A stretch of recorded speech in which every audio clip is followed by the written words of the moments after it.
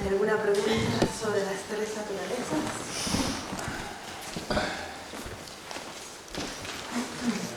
Bueno, seguimos con las dos verdades, que en realidad es otra manera de agrupar las tres naturalezas.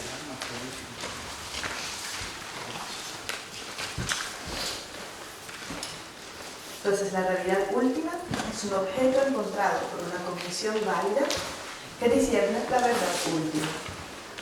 Eso quiere decir que es cualquier objeto que podamos percibir. Una cognición válida significa una conciencia que es incontrovertible, que no puede ser refutada, que discierne la verdad última. Es decir, cualquier objeto en relación al cual percibimos que no es distinto de la mente que lo percibe. Incluye todas las naturalezas definitivas. La tercera categoría, ¿cierto? Todo lo que es vacuidad es realidad última. Realidad convencional.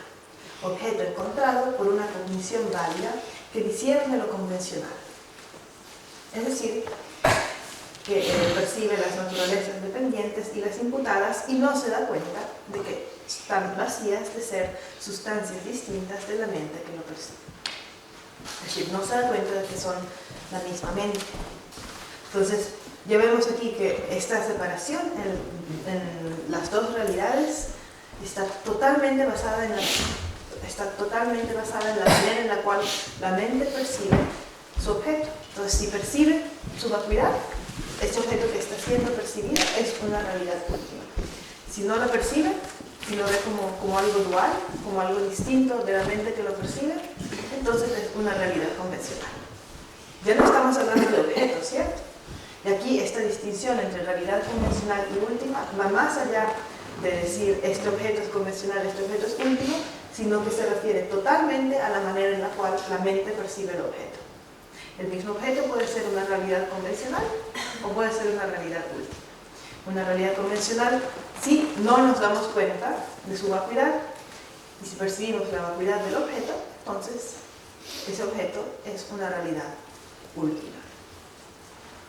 Vamos a ver esta nota que dice: esta escuela afirma que si un fenómeno no existe a nivel último, no necesariamente debe no estar establecido por sus propias características o existir de manera verdadera.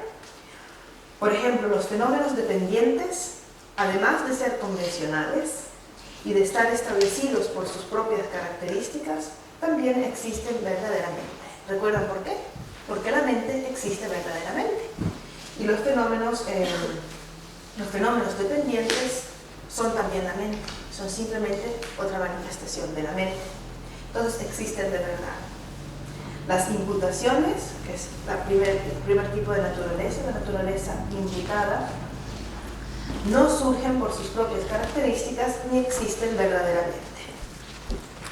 Las naturalezas definitivas están totalmente establecidas en todas las formas, verdaderamente, a nivel último, por sus propias características. Entonces, eso es la realidad última.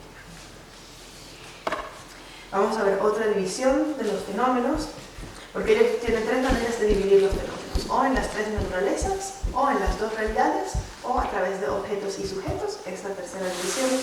Pero los objetos y sujetos es igual, los objetos están explicados según las tres naturalezas. Es decir, los objetos pueden ser o naturaleza dependiente, imputada o última. Mientras que los sujetos, aquí dice en la página 14, además de la división tradicional en ser y conciencia, recuerden que tenemos dos tipos de sujetos: la conciencia, en general, porque tiene un objeto, y también el ser o la persona, un ser, porque posee conciencia, y ellos aceptan el autoconocedor. Los Chittamatras, seguidores de las escrituras, proponen la existencia de la conciencia almacén y la conciencia aflictiva. Vamos a ver rápidamente cuáles son estas 8 conciencias. Sí. Entonces, ¿puedes explicar un poquito la diferencia ¿Entre? ser y conciencia? El ser es todo el conjunto, cuerpo y mente. Y la conciencia es solo la conciencia mental, solo la energía mental.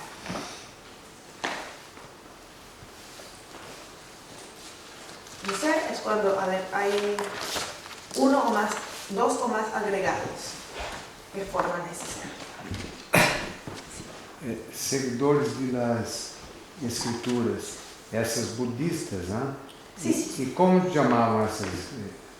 Como a Bíblia, ou os Vedas? Los sutras. Chamam os sutras, né? Sí. Es solo una división porque ellos tienen los Chitamatras seguidores de las escrituras y seguidores del razonamiento. ¿Recuerdas? Igual que los Vaibhashikas seguidores de las escrituras y del razonamiento, que algunos seguían el Abhidharma-ghosha de Vasubandhu y los otros seguían los 7 tratados de cognición válida de Dharmakirti, Pramanavartika. Esa es la única diferencia, pero en fin, filosóficamente se parecen mucho. Con la excepción que dentro de las divisiones de Chittamatra, solamente los seguidores de los sutras afirman las 8 conciencias. Pero los explicamos porque lo van a encontrar en muchas partes. Conciencia almacén, conciencia aflictiva. Pero solo ellos creen en esto.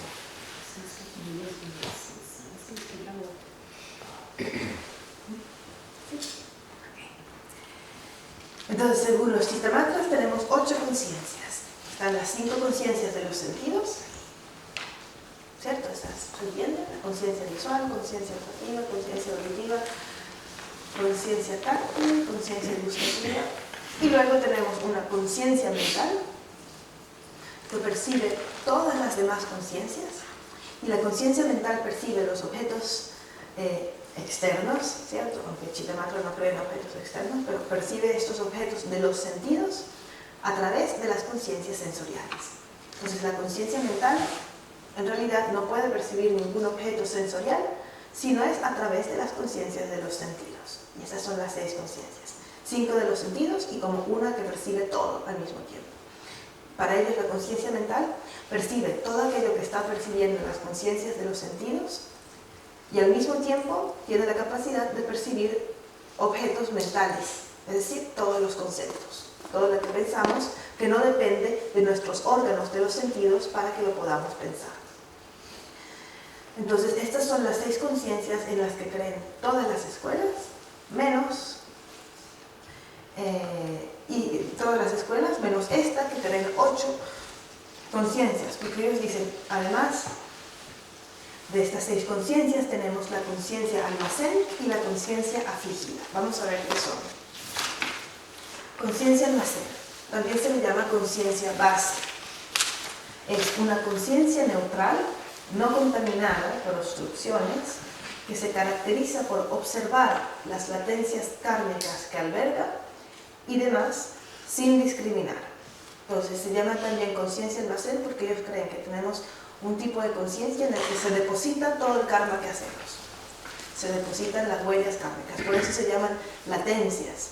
Por latencias kármicas es como el potencial, la semilla kármica que se va a desarrollar. Se dice que esta conciencia es neutral porque contiene latencias kármicas, tanto positivas como negativas. Entonces recordemos que todos estos principios surgieron por el debate, porque entonces estaban diciendo, ellos propusieron para justificar el surgimiento de los fenómenos a través de la latencia kármica, que hay una conciencia donde se albergan las latencias kármicas. Entonces decían, ok, entonces esta conciencia, ¿es virtuosa o es no virtuosa? Y ellos dijeron, es neutral. Es neutral porque tiene tanto karma positivo como karma negativo. Entonces por eso no podemos decir que es una mente virtuosa o una mente no virtuosa. Es una mente neutral, que alberga tanto las latencias positivas como las negativas. Y que no está contaminada por obstrucciones porque no está acompañada por factores mentales aflictivos. Entonces es una mente principal y como es neutra, eso lo vamos a ver la semana siguiente, hay factores mentales virtuosos y no virtuosos. Por ejemplo, todas las aflicciones son factores mentales negativos. Y ellos dicen que esta conciencia almacén tiene factores mentales neutros, es decir, no tiene ni aflicciones y tampoco factores mentales virtuosos, como concentración, etcétera, etcétera. Es neutro totalmente.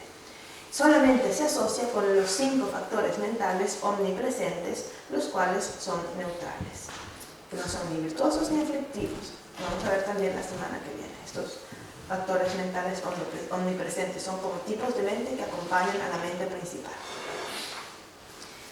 sin discriminar, dentro de la definición, ¿cierto? Dice sin discriminar, quiere decir que no discierne o interpreta el objeto observado.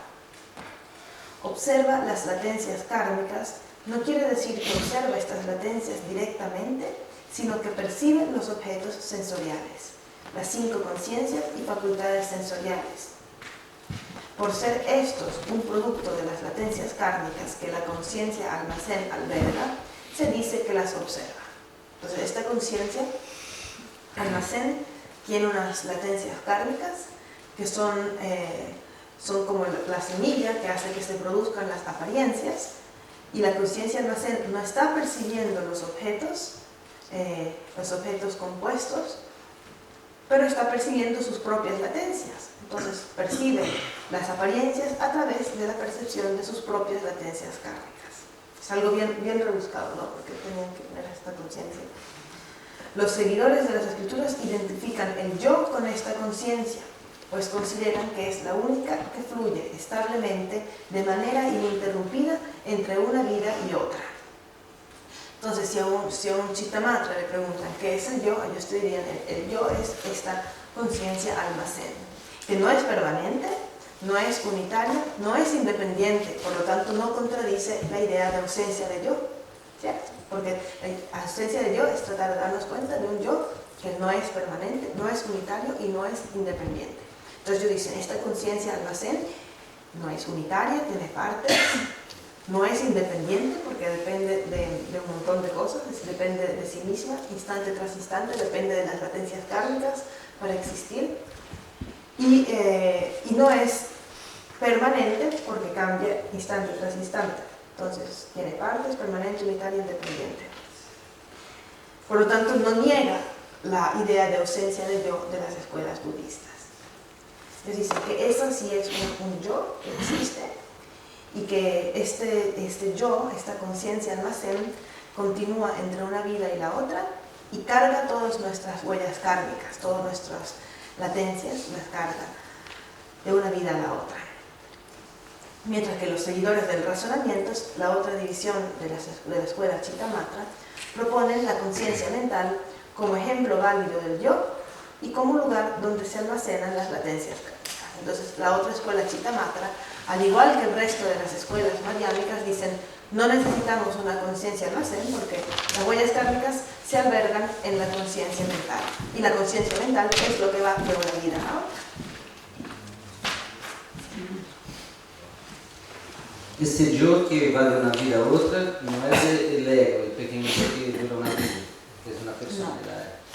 No. El ego estaría en la conciencia mental, la segundo tipo. El segundo tipo, si ellos dicen que el yo, que lo que va de una vida a otra cargando el karma, es la conciencia mental, que no se necesita conciencia almacén.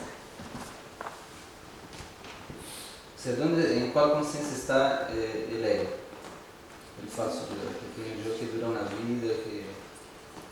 Es el conjunto de todo, de tus conciencias conceptual, de tus pensamientos, de tu cuerpo, de tus sensaciones, es como el conjunto total. De los 5 sentidos y de este que percibe todo, que es la mental. También, y de tu cuerpo físico también. Todo eso conforma tu yo aparente, convencional. Solo que dentro del Chittamatra algunos dicen que hay una especie de continuidad sustancial del yo, que es la conciencia almacén, y otros dicen que es la conciencia mental, que sí es el yo, que sí es el yo verdadero. Luego tenemos la conciencia afligida, que es una conciencia neutral contaminada, que tiene como objeto observado la conciencia almacén y cuyo aspecto es aferrarse a la misma como siendo el yo. Pero según ellos, la ignorancia que surge, de la cual surgen todas las aflicciones, es esta conciencia afligida. Es como un tipo de mente que tenemos todo el tiempo presente, que está observando la conciencia almacén y que se cree yo. Se cree que es el yo. Por eso se llama afligida. Es por eso, es una conciencia neutral, pero es contaminada, que tiene como objeto observado la conciencia almacén, y su aspecto es aferrarse a la conciencia almacén como si fuera el yo. Y entonces, a partir de ahí, yo y lo mío, y todas las aflicciones. Esta conciencia se dice contaminada por ser la fuente del aferramiento al yo. Y ellos creen que esta conciencia desaparece al alcanzar el nirvana. Se yo en sentido maior, se yo olhar,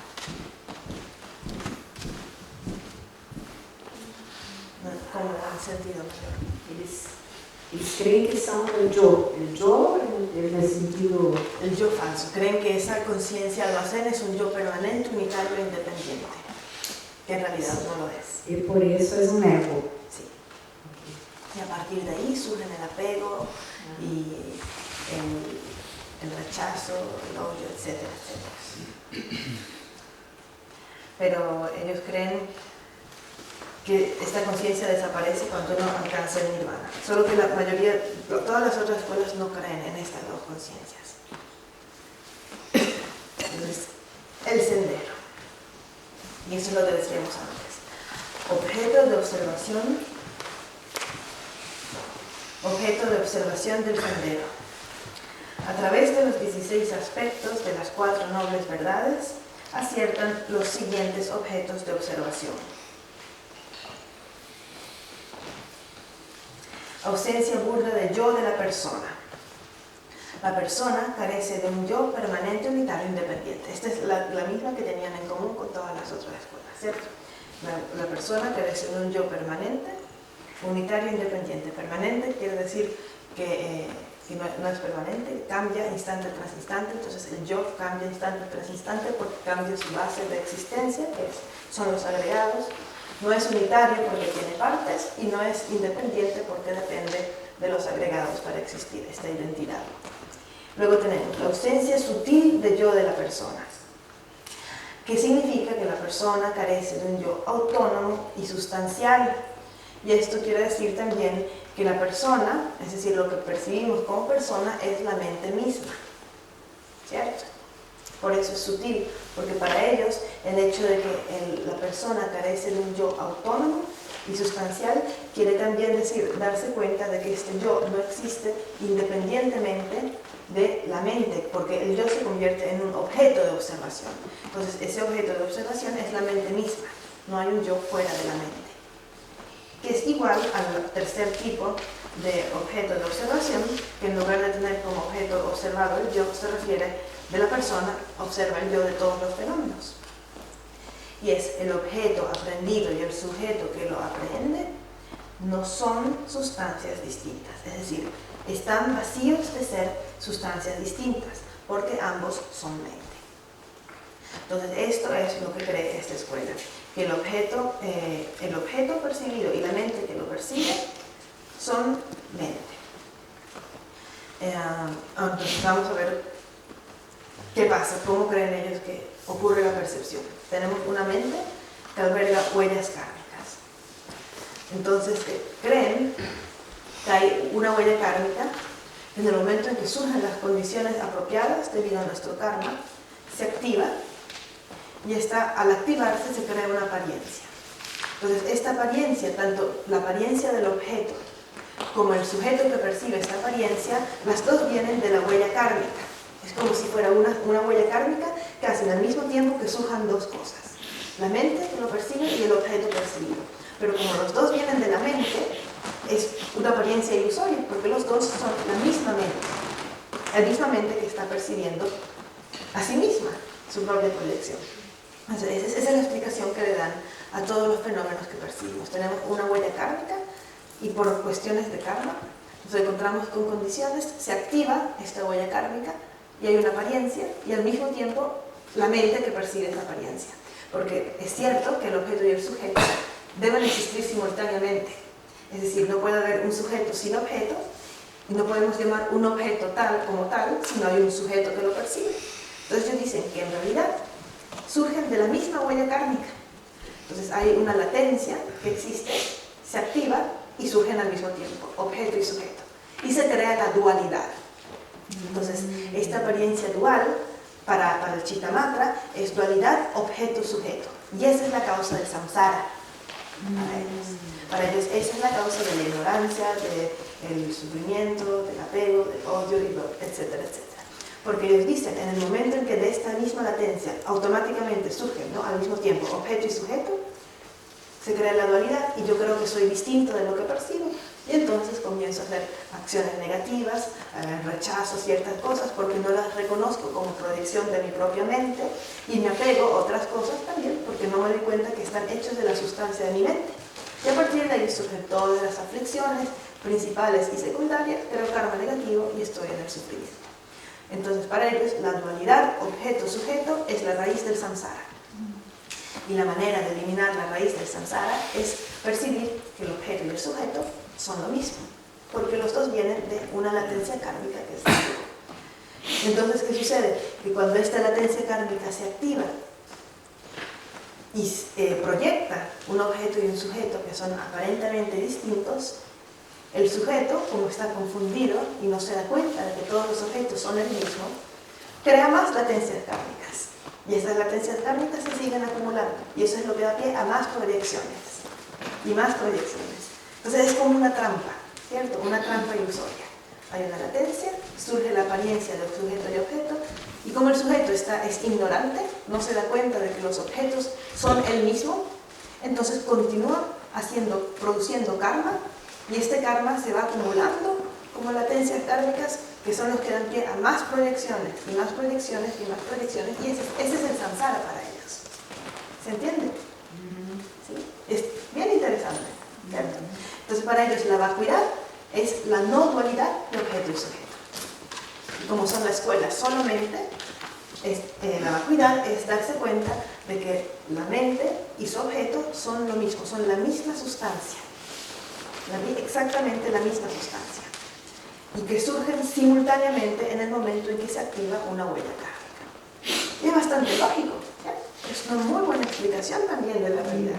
Tenemos infinitas huellas kármicas y cada objeto que percibimos es porque en ese momento se activó nuestra conciencia particular de ese objeto y se activó también la apariencia del objeto. Entonces estamos todo el tiempo percibiendo nuestra propia mente, activada por una huella kármica. ¿Qué opinan de esta teoría de la realidad? Interesante. Sí, percebemos los objetos, pero ¿quién crió los objetos? No digo algo así tan simples como la cadeira, la mesa, pero los 4 elementos, los árboles, los ríos, también es fruto de nuestra mente. Claro, no hay objetos externos para el Chittamatra, hay solo apariencias, y esas apariencias existen al mismo tiempo en que surge la mente que los percibe, al mismo tiempo surgen las apariencias. Fuera de la mente no hay nada. Entonces, si las apariencias vienen de las huellas kármicas, imagina un tiempo donde no había huellas kármicas del principio. Es que no existe.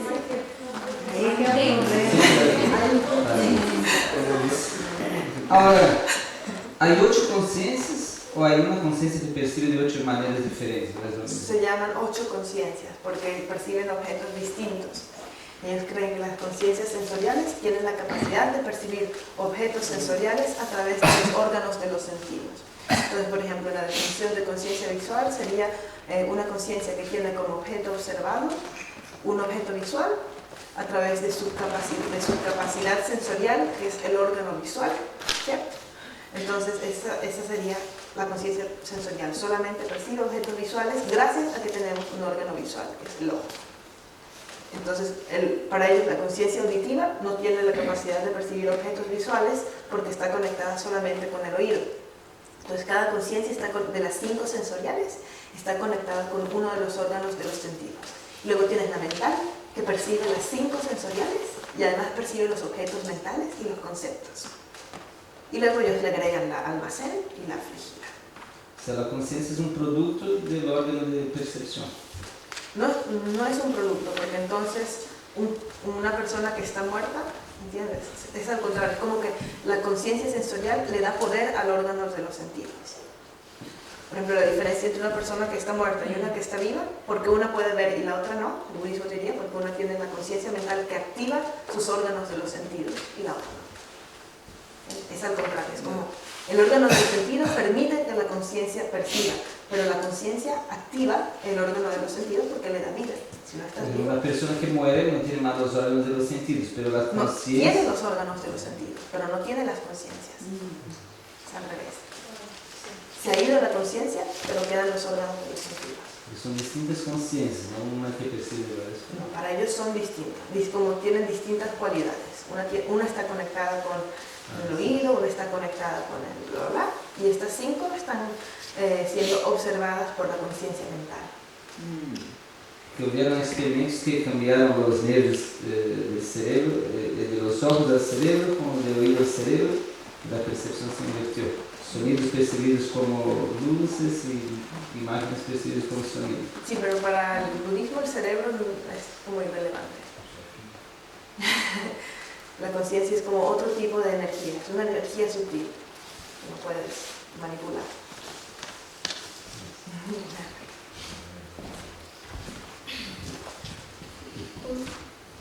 A ver si entendí.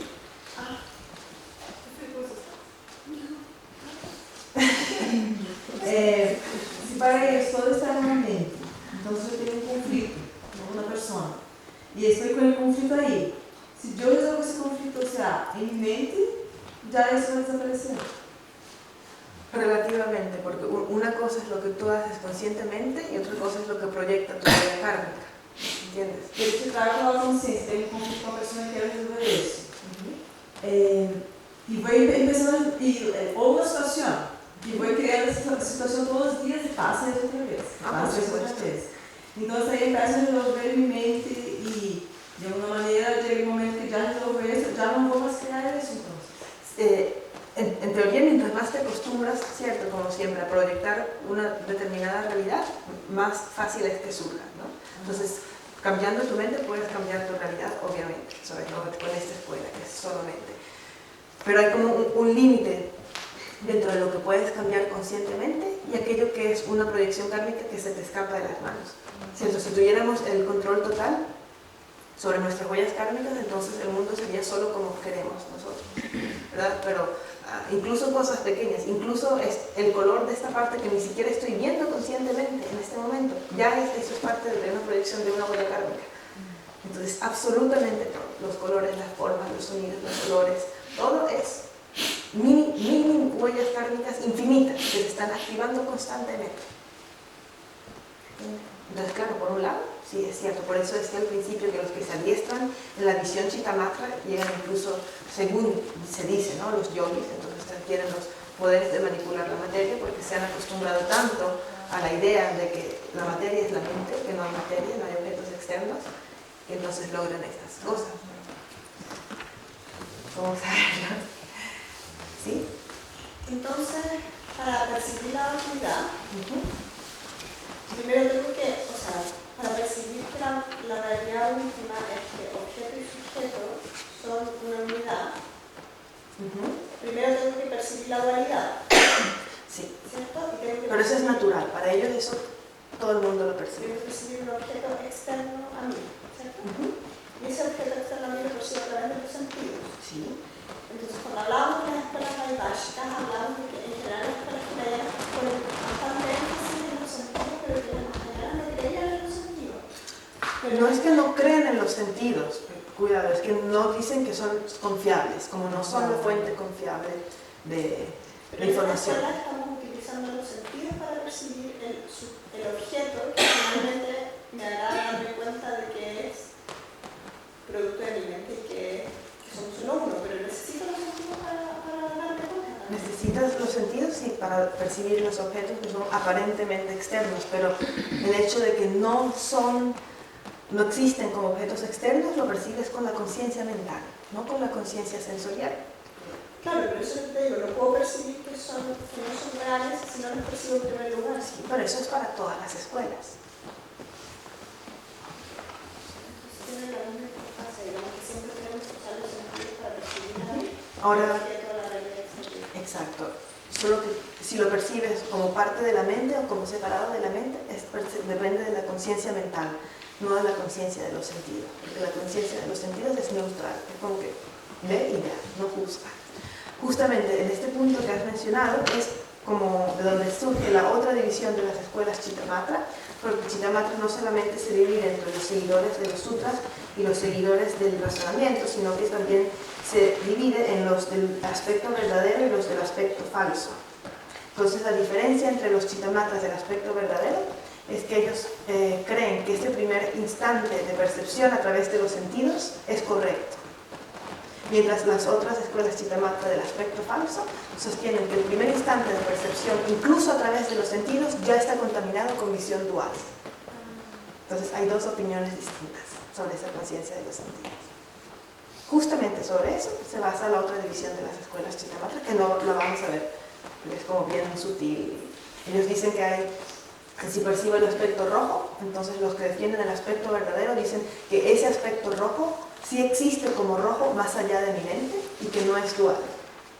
Mientras que los del aspecto falso dicen que ese aspecto rojo es simplemente mi mente y que a pesar de que sí existe como rojo, siendo de la sustancia de la mente, es decir, como una sustancia roja de la mente, por así decirlo, como el aspecto es falso, porque en ese primer instante, a pesar de que estoy utilizando mi conciencia de los sentidos, ya está contaminado por dualidad, porque incluso las conciencias de los sentidos perciben el objeto separado de mi mente. Entonces hay dos opiniones distintas sobre eso. ¿Y puedo hacer una pregunta? Sí. En esta escuela Chittamatra estamos viendo como lo que hablábamos al principio de la mañana con el ejercicio, que necesita necesariamente, o sea, es necesario que haya un sujeto para que se perciba la vacuidad y todo. Es como, si yo me muero, deja de existir la realidad porque ya no hay sujeto en el objeto. O sea, si cierro los ojos y todo desaparece, entonces ya no hay realidad porque no hay realidad última del objeto. Claro, no hay vacuidad de ese objeto porque no hay objeto. Si no hay objeto, no puede haber vacuidad de ese objeto. O sea, el mundo existe porque yo existo. Según la escuela de la mente, sí, tu mundo, no el mundo, tu mundo, porque todo es subjetivo, ¿cierto? Sí. Para esa escuela es todo totalmente subjetivo. Tu mundo existe porque tienes mente, y tu mundo es tu mente, tu propia mente que está manifestando distintas formas y colores, y tú crees que son objetos externos, pero en realidad es solo tu mente. Pero hay un mente diferente que la tuya, porque también tú eres de proyección. Ese es el que decíamos antes, que era un punto un poco débil de esta filosofía. Entonces vamos a volver a lo que estábamos hablando. Hay una huella kármica que se activa y se proyecta, un objeto y un sujeto. ¿Qué sucede entonces cuando dos sujetos nos estamos viendo? ¿Cierto? Ese es el dilema. ¿Qué sucede cuando dos sujetos nos vemos? ¿Quién es la proyección de quién? Ese es un problema. ¿Cierto? Porque no puedo decir que toda tu vida es una proyección de mi mente. Tú tienes tu propio karma, tú tienes tus propias proyecciones. Entonces, ¿cómo será esto? ¿Qué ocurre? A ver, Pero la vacuidad no abarca todo. sí, pero la vacuidad para esta escuela es que el objeto y el sujeto son uno solo. Ellos no hablan de inexistencia intrínseca. Ellos hablan de estar vacíos, de ser sustancias distintas. No hablan de una vacuidad que abarca todo. Es como la vacuidad es una característica de los fenómenos y esta característica es que son solo mente.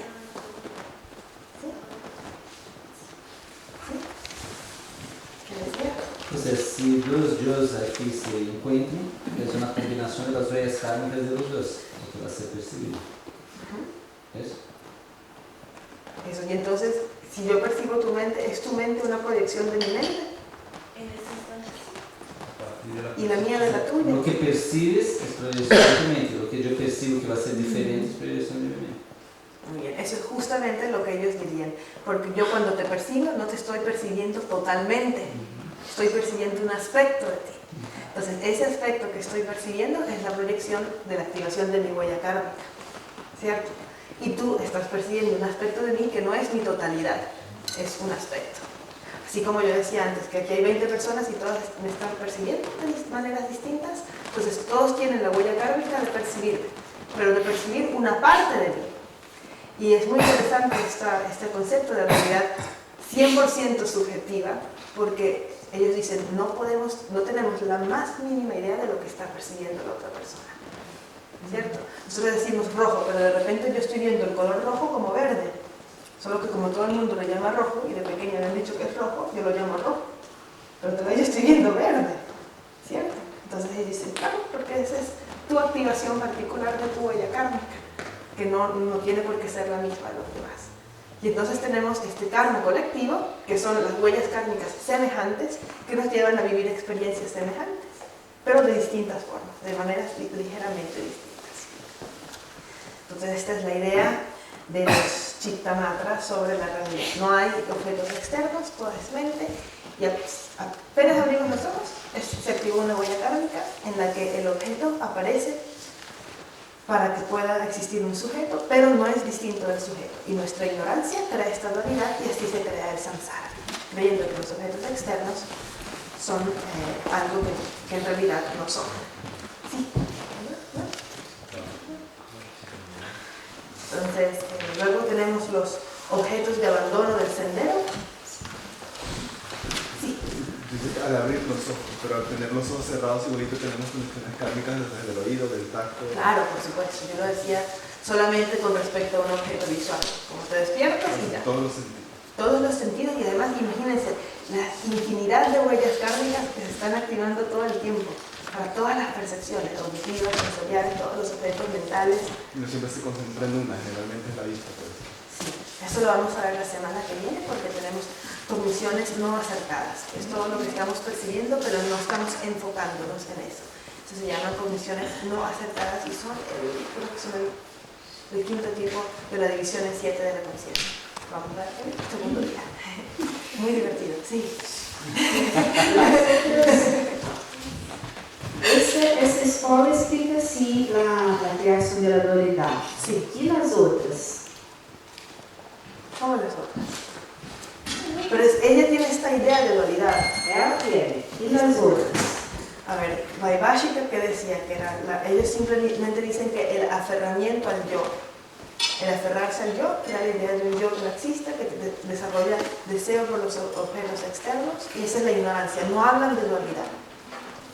No hablan de vacuidad y no hablan de dualidad. Essa é a única que habla de dualidad. Ella Ella actúa donde la dualidad empezó. Porque las otras dejan la cosa Bueno, de la no ignorancia empezó, un poco yo no más dije. vaga, ¿verdad? No, ela contou que ela empezou quando a mente criou el sujeito y objeto.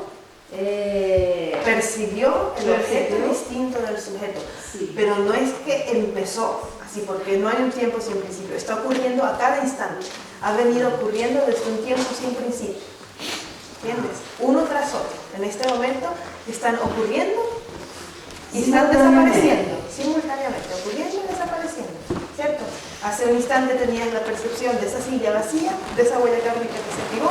Ahora él entró y se activó tu percepción de él en la silla. ¿Cierto? Pero constantemente. Siguen pasando. Entonces, la escuela Chitta Matra, una de las cosas más importantes es que comienza esta idea de dualidad, ¿cierto? Como algo contaminado, que contamina nuestra percepción de la realidad última dentro de la realidad convencional. También tenemos la idea de que la realidad convencional es la base de la realidad última, eso antes no estaba. Y tenemos, por primera vez se menciona la palabra vacuidad como una característica de la realidad convencional. Entonces esto es como lo más importante, lo que cambia el Chitta Matra con respecto a las escuelas hinayanas. Estas tres cosas. Hay vacuidad, hay concepto de dualidad y hay la idea de que la realidad convencional es la base de la realidad última. Es muy hermoso. Entonces, los objetos de abandono del sendero, también por primera vez tenemos el uso del término obstrucciones aflictivas y obstrucciones cognitivas. Recuerdan que las escuelas hinayanas decían ignorancia aflictiva e ignorancia no aflictiva.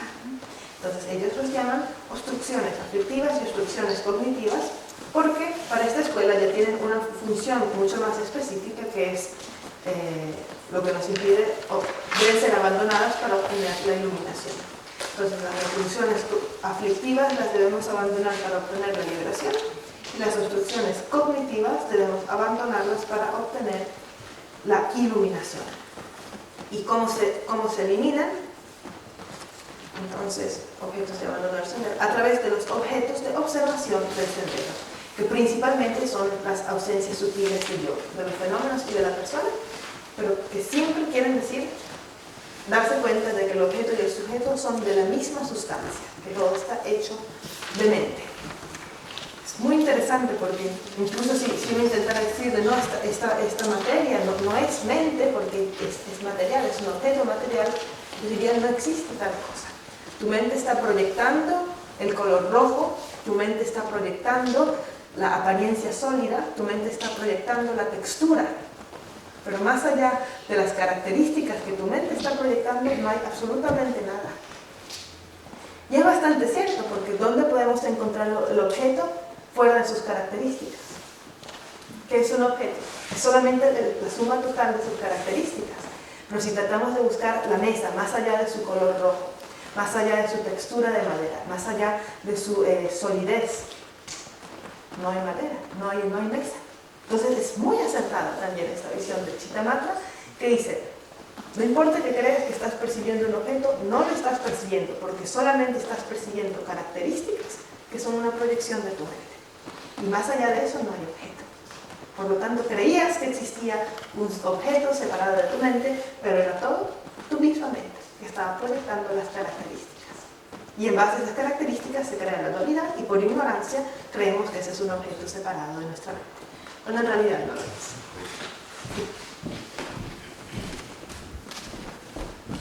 Esse é um yogi que cruza uma parede, é porque logrou interferir em suas huellas kármicas que proyectaron esta parede. Eso dicen, sí. Porque se da cuenta que la pared es su mente. Que no hay pared fuera de su mente. Muy bonito. Entonces, el número 3, en la página 15, es la naturaleza del sendero. Reconocen los 5 senderos de los 3 vehículos y los 10 terrenos del Bodhisattva. Letra C, el resultado. Los Chittamatras, seguidores de las escrituras, aceptan 3 vehículos finales y sus 3 respectivos resultados. Oyente liberado, Shravaka Arhat, conquistador solitario liberado, Pratika Buddha Arhat y Buda, que viene del Bodhisattva. Mientras los seguidores del razonamiento aceptan solo uno, el vehículo Mahayana, indicando que todos los arhats del vehículo Hinayana deben necesariamente entrar en el vehículo Mahayana en algún momento y completar el sendero hacia la iluminación. Entonces, a partir del Chittamatra comienza esta idea de que hay solo un vehículo final, que es el vehículo Mahayana, porque sea cual sea el tipo de practicante que alcanza la liberación, si no ha completado la acumulación de mérito, debe necesariamente en algún momento entrar en el vehículo Mahayana, completar la acumulación de mérito y obtener la iluminación. Entonces, una idea, por supuesto, no existe en las escuelas Hinayana, porque ellos no buscan la iluminación, buscan solamente la liberación. Y luego tenemos la frase del Buda, que fue la que dio pie a esta escuela, Chittamatra, y la que ellos utilizan también para justificar la idea de que todos los objetos son mente, son solamente mente, porque en realidad no existen, porque no los podemos percibir más allá de las características que tienen, y estas características son solo una proyección de nuestra mente. Entonces dice, las 3 esferas son tan solo mente. Las 3 esferas, aquí quiere decir las 3 dimensiones, que son el reino del deseo, donde nosotros vivimos, ¿cierto? Luego los niveles más altos de concentración, de la primera, segunda, tercera y cuarta concentración, que son los reinos tangibles o el reino de la forma. Y luego las últimas 4, que son los estados de conciencia más elevados que podemos alcanzar dentro del samsara, son conciencia infinita, espacio infinito, nada en absoluto y punta del samsara. Estos últimos 4 son los reinos sin forma o las dimensiones intangibles, porque cuando uno toma renacimiento, renace en estos reinos, no tiene cuerpo, no tiene forma, es intangible, renaces como solo conciencia, solo conciencia. Entonces, estas 3 dimensiones es una manera de decir la existencia cíclica en su totalidad, ¿cierto? Toda la existencia cíclica es tan solo mente. Las 3 esferas son tan solo mente. Kamsum Beni Sentammo, en tibetano. Kamsum Beni Sentammo. Ahora, ¿hay alguna pregunta sobre esta escuela tan interesante? La escuela de los yogis ¿sí? Antes de pasar a explicar el experimento. Entonces, conciencia infinita, espacio infinito, Nada en absoluto, nada absoluto. Después punto de punta del samsara. samsara. Ok, gracias.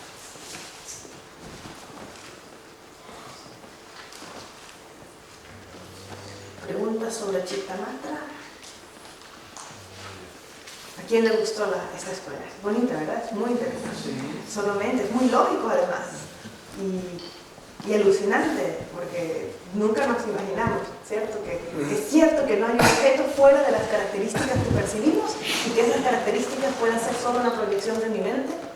Es mágico. Es como que en ese momento el mundo desaparece y se convierte en un sueño. Por eso ellos dicen que la percepción de la realidad en un sueño es exactamente idéntica al de la vigilia. Porque eso es lo que ocurre en el sueño. Se activa algo y en el momento en que surge una apariencia, está hecha literalmente de conciencia dentro del sueño, no hay objetos externos. Dice, es lo mismo. Entonces, una de las maneras, de las técnicas de meditación que tienen los chittamatras para percibir la vacuidad, que para ellos es la unidad objeto-sujeto, ¿cierto? Es meditar en el mundo de vigilia como si fuera un sueño. Entonces eso es lo que ellos hacen. Y en eso consistirá nuestro experimento de hoy. Vamos a tratar de meditar sobre nuestra realidad, la realidad que percibimos como si fuera un sueño, porque es una mera proyección de nuestra mente. Entonces vamos a tratar de tener siempre presente que estamos dentro de un sueño, porque todos los objetos que percibimos, todos los aspectos de los seres con los que nos relacionamos, percibimos un aspecto de ellos y esa parte es una proyección de mi mente. Entonces trataremos de percibir todos los objetos que nos rodean como siendo de la sustancia de la mente, tratando de separarnos de esa idea de que hay algo material. Para la escuela solamente no hay nada material, es todo mental. Y trataremos de percibir los objetos externos como si fuéramos chittamatras, ¿cierto? Trataremos de percibir estos objetos materiales, sintiendo sus características físicas, pero tratando de recordar que esa característica física es una proyección de mi mente, porque se activó una huella kármica simultánea, ¿cierto?, de objeto y sujeto, y que más allá de las características del objeto no hay nada. Solamente puedo con mi mente percibir características, y estas características son una proyección de mi mente. Más allá de esas características no hay nada. Por eso el aparente objeto y mi mente que lo percibe son de la misma sustancia, porque es como si estuviera en un sueño. Y entonces, ¿qué vamos a hacer? Vamos a meditar sobre esta realidad percibida como siendo de la misma sustancia de nuestra mente. Vamos a ver cómo esta percepción afecta nuestro apego o nuestro rechazo hacia las cosas. Y vamos a ver, vamos a tratar de respondernos a esta pregunta. Si no hay diferencia entre la percepción de la realidad aparentemente externa dentro de un sueño y dentro del estado de vigilia, entonces, ¿cuál es la diferencia entre sueño y vigilia? ¿Y cómo cambia la producción de karma en el sueño y en el estado de vigilia? De nuevo. De nuevo. Más despacito. Si nuestra percepción del estado del sueño es exactamente igual a lo que percibimos durante la vigilia, es decir, si todos los objetos son mi mente, son de la sustancia de mi mente, entonces, ¿cómo afecta? Primero, ¿cómo afecta esto mi apego y mi rechazo hacia situaciones y fenómenos? Y segundo, trataremos de contestar la siguiente pregunta. Si las dos percepciones del sueño y de la vigilia son idénticos, porque los objetos externos no existen, porque están hechos de la conciencia, de la sustancia de mi conciencia, entonces, ¿cuál es la diferencia entre sueño y vigilia? Y basado sobre esta diferencia, ¿cómo cambia la producción de karma en el sueño y cómo cambia en el estado de vigilia? ¿Son distintas? Y si son distintas, ¿por qué lo son? ¿Y por qué yo sí acumulo karma en el estado de vigilia y por qué no acumulo tanto karma en el sueño? ¿Cuál es la diferencia entre sueño y vigilia? Ese es el experimento de hoy. ¿Sí? ¿Por qué no acumulo tanto karma en el sueño? Sí, en el sueño no se acumula, prácticamente nunca se acumula karma porque no tienes motivación, estás inconsciente. A menos que tengas sueños lúcidos. Entonces ahí dicen que ya tienes mucho más karma en el sueño. Pero esa es la tarea, así que no podemos decir nada, hay que pensar. Entonces, bienvenidos al sueño de hoy. Esta tarde entramos en este sueño y vamos a soñar, a percibir todo. De ahora en adelante estamos en un sueño lúcido. ¿Preguntas? ¿Qué es sueño lúcido? Sueño lúcido es cuando te das cuenta de que estás soñando dentro del sueño. Entonces ahora vamos a imaginarnos que estamos en un sueño lúcido, que estamos soñando, pero nos damos cuenta de que estamos soñando y todo lo que percibimos es nuestra mente. ¿Qué diferencia hay entre el sueño y la vigilia? ¿Y cómo cambia la producción de cada mano? ¿Más preguntas sobre el experimento? Yo tengo no sobre el experimento, mas sobre esa filosofía. Si tudo está en mi mente, entonces incluso las intenciones, los pensamientos que las personas proyectan para mí, también están en mi mente. En parte sí, en parte. Y si yo diluyo esta separación, entonces también voy a tener el poder de transformar esas intenciones, los pensamientos que vienen en dirección. Más que transformar totalmente el otro, sería transformar esa parte del otro sujeto que estás percibiendo. Porque acuérdate que cuando percibes algo, cuando percibes otro sujeto, no estás percibiendo su totalidad, solamente un aspecto del mismo.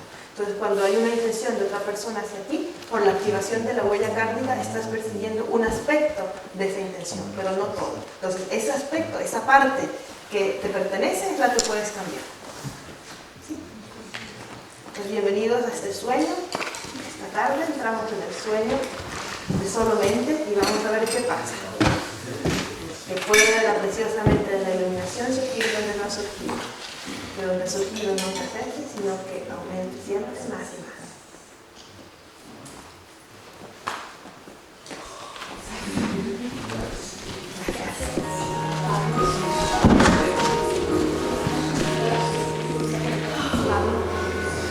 ¿Me das un tiempo de maquillar?